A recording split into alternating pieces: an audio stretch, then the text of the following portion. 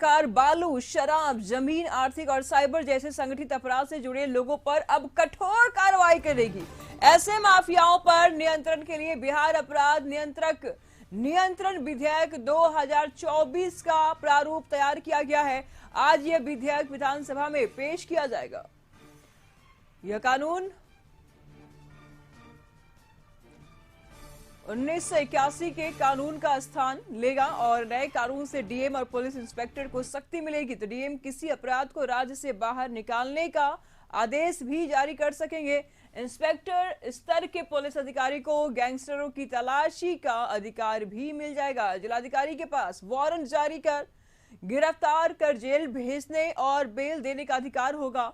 उनके पास 6 महीने तक जिला और राज्य से किसी भी अपराधी को तड़ीपार करने का अधिकार होगा। हालांकि जिलाधिकारी के आदेश के खिलाफ प्रमंडलीय आयुक्त के समक्ष अपील की जा सकेगी।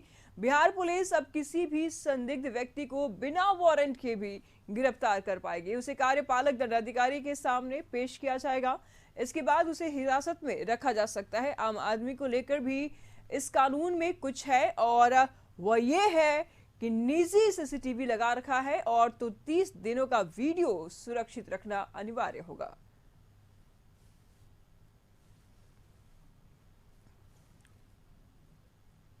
सरकार बालू, शराब, जमीन, आर्थिक और साइबर जैसे संगठित अपराध से जुड़े लोगों पर अब कठोर कार्रवाई करेगी। तमाम जानकारी के लिए गौतम इस वक्त हमारे साथ बने हुए। ऐसे माफियाओं पर गौतम नकेल कसने के लिए सरकार की तरफ से ये अहम फैसला देखा जा रहा है, क्योंकि जिस तरीके से अपराध के ग्राफ लगातार बढ़ते जा रहा था बिहार में, कहीं ना कहीं सरकार के ऊपर भी उंगलियां कई दिन से उठती जा रही थी। क्या लगता है कितना असरदार ये? और देखिए, बिहार अपराध नियंत्रण जो कहा जाता है विधेयक 2024 जो अब आज पेश होना है, मुख्यमंत्री नीतीश कुमार जो है गृह विभाग के माध्यम से इस प्रस्ताव को पेश करेंगे और जब सहमति बन जाएगी तो उसके बाद जो है आज से यह कानून लागू करने को लेकर जो प्रक्रिया है वो पूरी कर ली जाएगी। देखिए, इस कानून का जो फायदा होने जा रहा है या जो इस कानून को लाने का जो एक मकसद सरकार का रहा वो साफ समझने के लिए या जो संदेश जो लोगों के बीच दिया गया उस पर मैं आपको जानकारी देता हूँ। बिहार के डिप्टी सीएम भाजपा के प्रदेश अध्यक्ष सम्राट चौधरी ने कहा था, साफ शब्दों में कहा था कि बिहार में हमारी सरकार में लॉ एंड ऑर्डर को मेंटेन करना सबसे बड़ी हमारी प्राथमिकता है।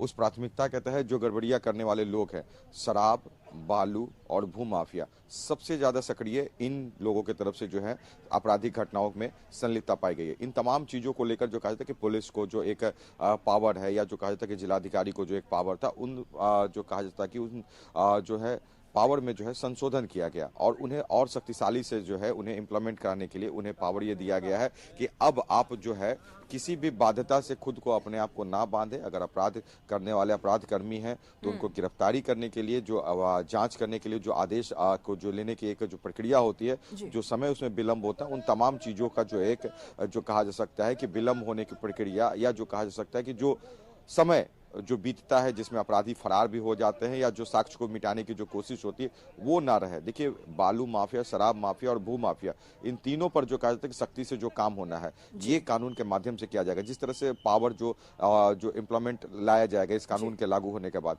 उसमें जो कहा जाता है कि जिलाधिकारी को एक विशेष रूप से जो पावर दिया जाएगा वो एक कोर्ट की तरह जो है वो ऑर्डर कर सकते हैं गिरफ्तारी को लेकर या वारंट जो इशू करना होता है, एक प्रोसेस होता था। मगर अब सीधे जो है अगर जो कहा कि संबंधित पुलिस पदाधिकारी जिलाधिकारी से साक्ष्य के आधार पर बात करते हैं तो उनके पास अपने हाथ में ये ऑर्डर देने का ससमय जो है ये उनको जो है ये अब आदेश जो कहा जाता है अधिकार मिलेगा।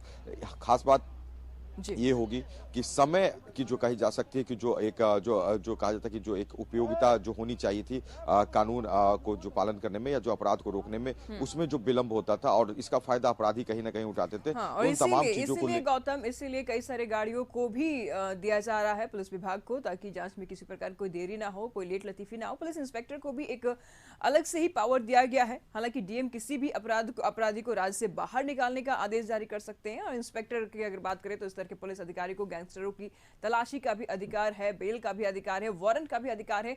तमाम चीजें हैं, लेकिन समझने वाली बात यह है गौतम कि ये विधेयक अभी क्यों, इससे पहले क्यों नहीं? क्या इससे पहले अपराध नहीं हो रहे थे? बहुत हो रहा था। लगातार सवाल उठाए जा रहे थे सरकार पर।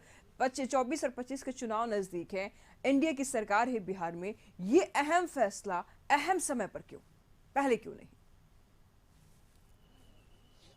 और देखिए एक बड़ा बात, मुख्यमंत्री Nitish Kumar law and order के रूप में बिहार में सुशासन के राज्य के नाम से जाने जाते हैं। उनको लॉ एंड ऑर्डर को लेकर अगर कोई सवाल अभी तक कोई देखा जाए तो कोई ऐसी बड़ी घटनाएं जो नहीं है जो लॉ एंड ऑर्डर पर सवाल उठाती है। मगर हाल के दिनों में जो कहा जाता है कि विपक्ष के रूप में बीजेपी थी, सरकार में महागठबंधन की सरकार थी, बहुत ऐसे मामले आ रहे थे जहां पर लॉ एंड ऑर्डर पर सवाल खड़े हो रहे थे, बीजेपी सवाल खड़े करते। और सम्राट चौधरी ने एक बात कहा, बालू माफिया, जमीन माफिया और शराब माफिया, ये तीन ऐसे लोग हैं जिन पर नकेल कसना बहुत ही ज्यादा जरूरी है, जो बिहार में आतंक का पर्याय लगातार बनते जा रहे हैं। सम्राट चौधरी की ये बात कहना और एनडीए की सरकार जो है फिर से जो बिहार में बनी है, उसके बाद ये प्रस्ताव का आना, कहीं ना कहीं एक बात जरूर है कि मुख्यमंत्री नीतीश कुमार जो सुशासन या लॉ एंड ऑर्डर को लेकर जो अपनी एक छवि उन्होंने बनाई है, उसमें कहीं से जो है कोई कॉम्प्रोमाइज या जो कहा जाता है कि जो चीज मजबूती से पालन करने के लिए जो उनकी तरफ से बात कही जाती है, उसमें कोई कमी नहीं है। मुख्यमंत्री नीतीश कुमार की एक बहुत बड़ी कोशिश बिहार में शराबबंदी कानून को लागू करना,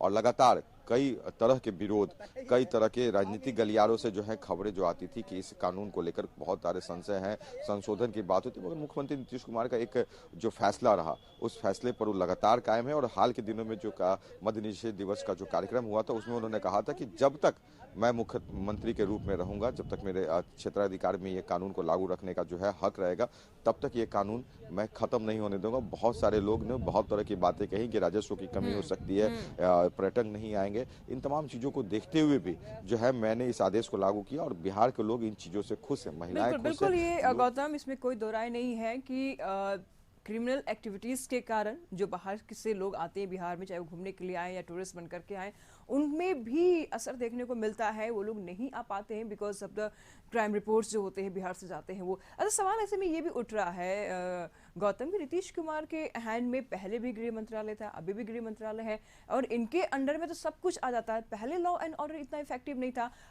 उस जाहिर सी बात है तभी तो इस प्रकार की विधेयक लाने की जरूरत पड़ गई। ऐसा क्यों? क्या इनकी छवि पर उसका भी असर पड़ रहा था? देखिए बिहार में शराबबंदी कानून 2017 से लागू हुई, उसके बाद जो कहा था इस कानून में जो संशोधन हुआ, जैसे जैसे लोगों के बीच जो है कानून का जो प्रसार हुआ, जो कानून को लागू करने में जो कहा जाता है कि जो दिक्कतें सामने आई या जो उनका फायदा हुआ, तमाम चीजों को लेकर जो है अनुभव के साथ जो है मुख्यमंत्री नीतीश कुमार और विभाग की तरफ से जो है एक फैसला लिया गया, कई संशोधनें हुई, बहुत से ऐसे जो सामने मामले आए जो गिरफ्तारी से जो कहा जाता है कि कुर्की जब्ती तक की जो कही जा सकती है आदेश शराबबंदी कानून को, मगर उसमें संशोधन किया गया, लोगों को मौका दिया गया, लोगों को सुधरने का मौका दिया गया, लोगों को जो है इस तरह की गलतियों में अगर एक बार पकड़े जाए तो पहले जेल हो जाती थी, उसमें अब फाइन देने का प्रावधान कर दे। यानी लोगों को सरकार जो है अनुभव के आधार पर जो है ये भी देखना चाहती है, क्योंकि देखिए बिहार में जो शराबबंदी है, ऐसा शराबबंदी किसी जो है राज्य में नहीं है। गुजरात की अगर बात करें तो गुजरात में शराबबंदी कानून बहुत ही पहले से लागू है, क्योंकि गांधी जी का वहां पर जन्म, गांधी जी ने शराबबंदी के खिलाफ सबसे, मगर वहां भी परमिट के अनुसार जो है वहां पे शराब पीने की अनुमति है। तस्वीरें अलग अलग है गौतम, तस्वीरें अलग अलग है। गुजरात की अगर बात करें तो वहां की तस्वीरें अलग है, जाहिर सी बात है वहां पर भी शराबबंदी, लेकिन तस्वीरें बहुत अलग है। बिहार की अगर बात करें तो बिहार में भी शराबबंदी है, इसकी तस्वीरें काफी अलग है। दोनों की तस्वीरों की अगर बात करें तो काफी अलग है, और शायद हो सकता है कि इस विधेयक के आने के बाद बिहार की भी तस्वीरें गुजरात की जैसी हो जाए। फिलहाल बहुत बहुत शुक्रिया गौतम आपका इन तमाम जानकारियों के लिए।